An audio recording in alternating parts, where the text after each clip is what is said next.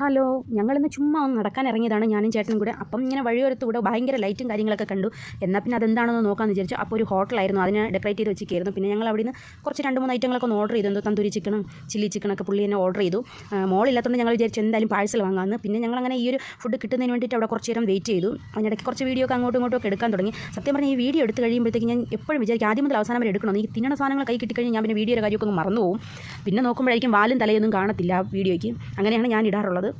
പിന്നെ അങ്ങനെ ഞങ്ങൾക്ക് കിട്ടിയ പാഴ്സൽ എന്തോ 2-3 സൈഡ് ഡിഷൊക്കെ കൂടെ ഉണ്ടായിരുന്നു.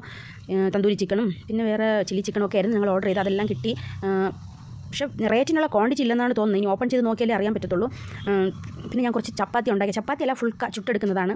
അങ്ങനെ അതും കുറച്ചുണ്ടാക്കി. ചോറും ഉണ്ടാക്കി. ഞാൻ പക്ഷേ എന്നും എനിക്ക് സാധാരണ ചോറൊക്കെ കഴിച്ചാൽ എനിക്ക് ഉറക്കം വരുള്ളൂ. അങ്ങനെ ചോറും ചപ്പാത്തിയും തന്തൂരി ചിക്കനും ചില്ലി ചിക്കനും കുറച്ച് അവിയലും ഒക്കെ കൂടെ ആയിട്ട് കഴിക്കാൻ തുടങ്ങി.